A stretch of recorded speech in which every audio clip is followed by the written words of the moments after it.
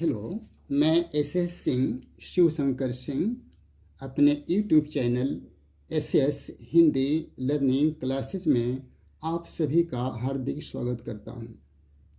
असम माध्यमिक शिक्षा परिषद की 10वीं की परीक्षाएं अति निकट हैं।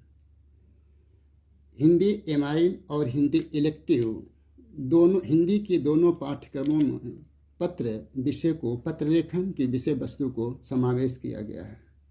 पत्र लेखन प्राय छात्रों में पत्र लेखन के प्रारूप को लेकर के, फॉर्मेलिटीज़ को लेकर के, उसके फॉर्मेट को लेकर के संशय की स्थिति बनी रहती है। आज मैं अपने इस दूसरे वीडियो के माध्यम से इस संशय को दूर करने का प्रयास करूँगा। पत्र लेखन के प्रायः दो प्रकार हैं। पहला अनौपचारिक पत्र, जिसमें सामाजिक, पारिवारिक और व्यक्तिगत पत्रों का समावेश है। दूसरा औपचारिक, जिसमें आवेदन यानी प्रार्थना पत्र एवं संपादक के नाम पत्र तथा कार्यालय और शिकायती पत्र आते हैं। सर्वप्रथम मैं अनौपचारिक पत्र के प्रारूप को लेकर चर्चा करूंगा। एक विषय के माध्यम से मैं अपनी बात स्पष्ट करना चाहूँगा। पिताजी को पत्र लिखकर वार्षिक परीक्षा की प्रगति का उल्लेख कीजिए। प्राय अनौपचारिक पत्रों को सामाजिक या घरेलू पत्र भी कहा जाता है। ये पिताजी, माता, भाई, बहन, जहाँ अति निकट का संबंध है वहाँ पर इन पत्रों को लिखा जाता है। तो सर्वप्रथम यहाँ पर पिताजी को पत्र लिखना है, अपनी वार्षिक परीक्षा की प्रगति का उल्लेख करना है। सबसे पहले ऊपर अपने बाईं तरफ लेफ्ट साइड में सबसे ऊपर एक किनारे जहाँ पर लिखा है परीक्षा भवन केंद्र क ख ग गुवाहाटी, यहाँ पर अपना पूरा पता दिनांक के साथ लिखा जाता है। तो इस अनौपचारिक पत्र के प्रारूप का जो प्रथम स्टेज है, जो पहला स्टेप है, वो है अपना पूरा पता और उसके बाद सेकंड स्टेप में दिनांक। लेकिन चूंकि परीक्षा भवन में अपना पूरा पता, नाम या अनुक्रमांक लिखना मना है, प्रतिबंधित, इसलिए यहाँ पर उसकी जगह परीक्षा भवन केंद्र क ख ग गुवाहाटी शब्दों का प्रयोग किया गया है। आप चाहें तो ऐसे काल्पनिक नाम लिख सकते हैं, लेकिन किसी भी काल्पनिक नाम को अंकित करते ही वह एक संदेह घेरे में आप आ जाएंगे। तो वो सबसे बेहतर है कि आप यहाँ परीक्षा भवन केंद्र क ख गुवाहाटी या अबसनगर लिखें। उसके बाद दिनांक लिखें। दिनांक के बाद एक लाइन छोड़ करके अपना पूरा पता, आप एग्जामिनी हैं, परीक्षार्थी हैं, परीक्षा भवन में बैठे हैं, परीक्षा दे रहे हैं, तो आपका पता परीक्षा भवन केंद्र क ख ग गुवाहाटी हुआ। इसके बाद एक लाइन गैप देकर लिखेंगे दिनांक, फिर एक लाइन गैप करेंगे, फिर संबोधन लिखेंगे। पत्र में विषय है पिताजी को पत्र लिखना है, तो लिखेंगे पूज्य पिताजी। फिर अभिवादन करेंगे शिष्टाचार के लिए, तो लिखेंगे सादर प्रणाम लिखेंगे।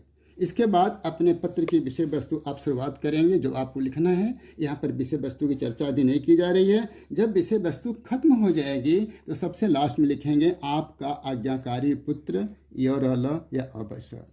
आप चाहें तो इस अनौपचारिक पत्र के प्रारूप का स्क्रीनशॉट भी ले सकते हैं।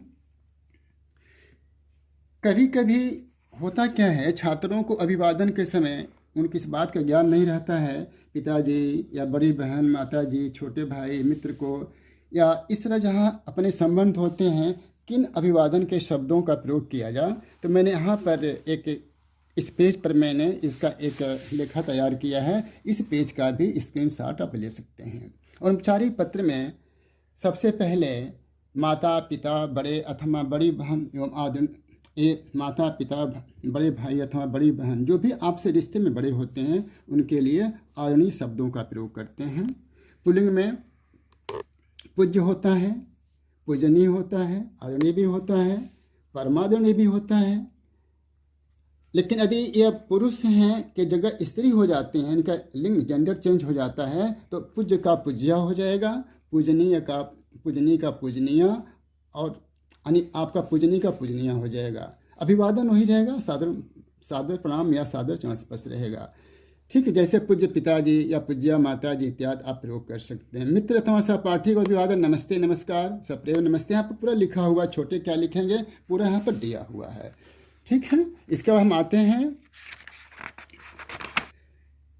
दूसरा पत्र। अपने मित्र को वाद विवाद प्रतियोगिता में प्रथम आने पर बधाई पत्र लिखें।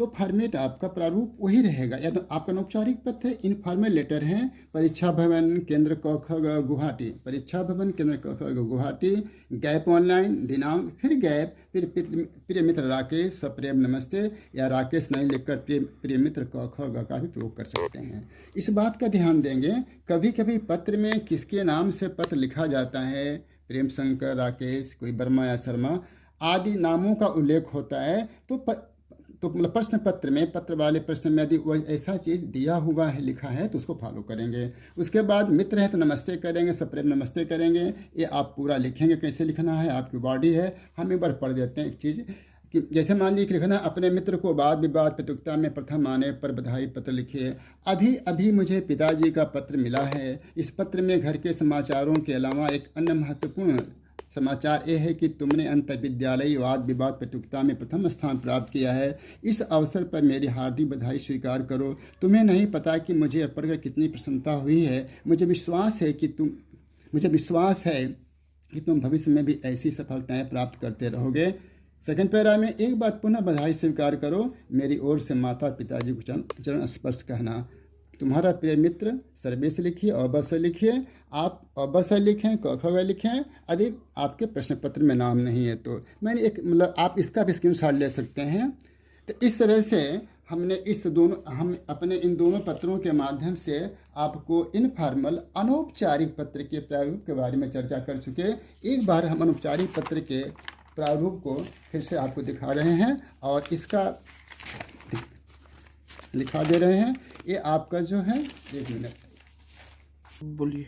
ये अनौपचारिक पत्र का एक प्रारूप है। आप इसका भी स्क्रीनशॉट ले सकते हैं। यह पत्र पिताजी को पत्र लिखकर अपने वार्षिक परीक्षा की प्रगति का उल्लेख कर, जिसके बारे में चर्चा कर चुके हैं। परीक्षा भवन केंद्र क ख ग अवश्य गुवाहाटी, गैप दिनांक, गैप पूज्य पिता छात्र प्रणाम, फिर गैप विषय वस्तु, फिर खत्म आप आज्ञाकारी पुत्र क ख ग। अब आते हैं औपचारिक पत्र पर। औपचारिक पत्रों को फॉर्मल लेटर भी कहते हैं और इस पत्र को लेकर प्राय छात्रों में प्रारूप के बारे में संशय बना रहता है। अब एक प्रश्न के माध्यम से मैं संशय को दूर करने का प्रयास करूंगा। अपने प्रधानाचार्य को एक पत्र लिखिए जिसमें खेलों के सामान की समुचित व्यवस्था का आग्रह किया गया हो। यह प्रश्न हिंदी एमआईएल 2016 के प्रश्न पत्र में आया हुआ है। तो सबसे ऊपर अपना लिखेंगे पता, परीक्षा भवन केंद्र क ख ग गुवाहाटी या नगर अवश्य। यहाँ जो सेंडर है, जो प्रेषक है, जो पत्र लिखता है, उसे अपना पूरा पता वो लिखना चाहिए। उसके बाद गैप करेंगे, दिनांक लिखेंगे, फिर लिखेंगे सेवा में श्रीमान प्रधानाचार्य महोदय अलौक विद्यालय गुवाहाटी नगर अवश्य। इसका फिर गैप करेंगे, फिर लिखेंगे विषय विद्यालय में खेल संबंधी सामानों के बारे में, फिर महोदय लिखेंगे, फिर विषय वस्तु लिखेंगे। इस बात का ध्यान रखेंगे कि पत्र कम से कम 2 पैराग्राफ में लिखा होना चाहिए। इसके बाद सबसे लास्ट में जो है धन्यवाद देंगे और लिखेंगे आपके आज्ञाकारी छात्रगण। तो औपचारिक पत्रों के प्रारूप में सबसे ऊपर जहां अपना पूरा पता लिखा जाता है, कुछ छात्रगण अपना वहाँ पूरा पता नहीं लिखते हैं, सीधे आरंभ करते हैं सेवा में, यानी जिसके पास पत्र लिखना है। यदि ऐसा है तो फॉर्मेट गलत नहीं होगा।